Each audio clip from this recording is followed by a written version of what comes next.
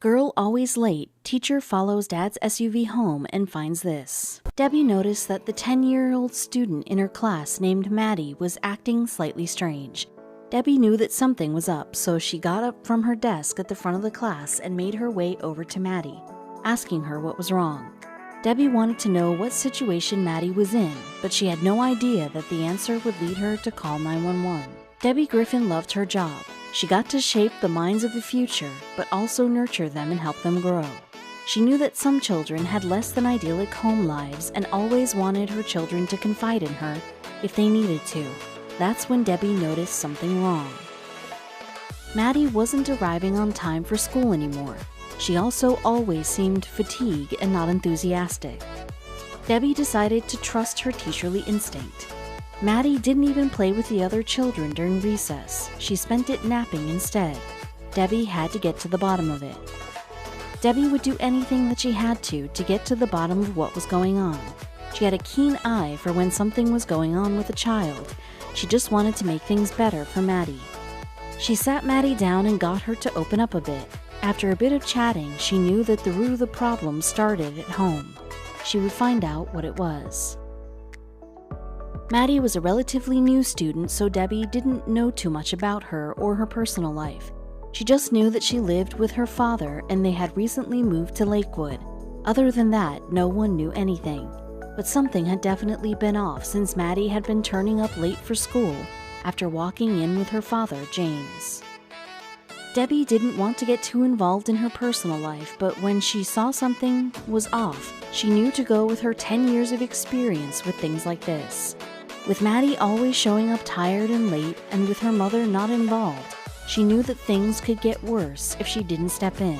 She felt that she had to. With another day of Maddie arriving late, Debbie noticed that her father was always the one walking her in. Maddie always had bags under her eyes and seemed burdened with more than she was letting on.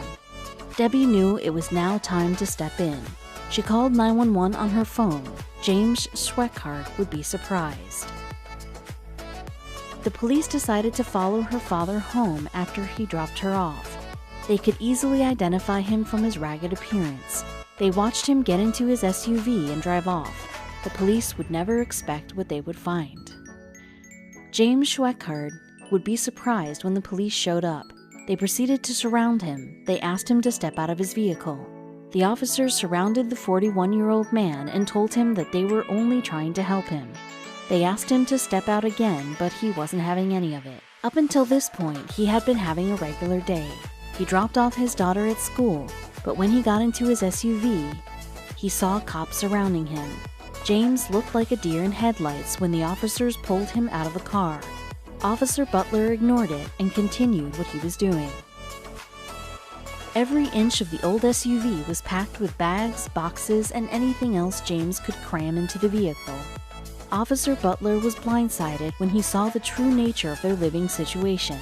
James and Maddie had been homeless for 2 years. Their SUV was their home. In James's experience, the cops didn't help or even care about people like him. Leaving Oklahoma had been James' only option. It wasn't safe for them to live there anymore. The little money the pair had went to survival. There was no way James could afford the apartment he and his daughter so desperately wanted. But instead of handcuffs, Officer Butler did something unexpected. He decided to make good on his word and help. Officer Butler arranged for Maddie and James to stay in a homeless shelter near the school while he tried to rally the community together. Then he decided to see what he could do about James' SUV. James watched in awe as over the next few weeks, Officer Butler rallied the community to help them. Soon, everyone knew James and Maddie's story. It was the right thing to do, Officer Butler said, because at any point in time in our lives, any of us can be in that same situation. Offering assistance to another human being is the right thing to do.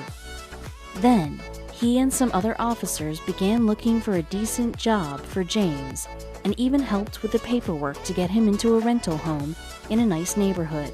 But that wasn't all. James's car hadn't been running for over a week. That's why he'd been walking Maddie to school.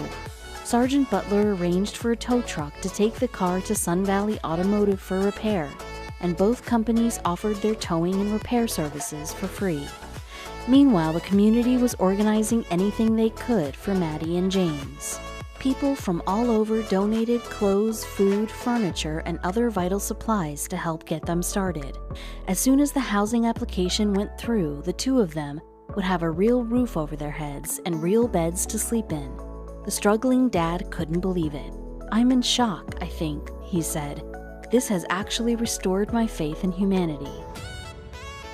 Even if it was a hand up, not a hand out, even if they said he had already done most of the hard work getting his life together, the gesture was still enough to bring James and his girl to tears. Life had been so hard, and people had been so cold in the past. He had nearly lost all hope in humanity.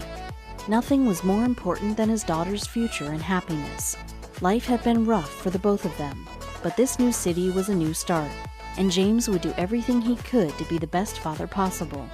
The kindness of strangers had been overwhelming, but would it be enough for them to finally have a new start? Sergeant Dave Hoover and his family had been saving the donated items in their garage while they waited for James's housing application to go through. Now it's up to him. This is a starting point for him, and when we walk out the doors to this apartment, he's going to be standing here alone waiting for his daughter to come home from school. And from that, he has to start. He's going to start on this path, Sergeant Dave Hoover said in an interview. "It's all about being a part of the community," Sergeant Dave Hoover said. "I'm amazed we've been able to do this so quickly. I've always been taught that you always give a hand up and not a hand out. James has done a lot of work getting himself together, and everyone wanted to help. James had received 5 job offers in just 2 weeks." Finally, the housing application went through. Maddie and James would finally have somewhere safe to stay. "I'm so happy. Microwave, dishwasher, washer, dryer," James said. "This is the nicest apartment I've ever had. I'm very excited," he added. "I think it's awesome. I think it's really cool. Very unexpected, but very cool." And it wasn't just a house. James and his girl had something they didn't think was possible. They had a home, a caring community, authority figures who really cared, and the helping hand that would let them finally have the future they dreamed of. And if it hadn't been for one teacher with a heart of gold, none of it would have happened.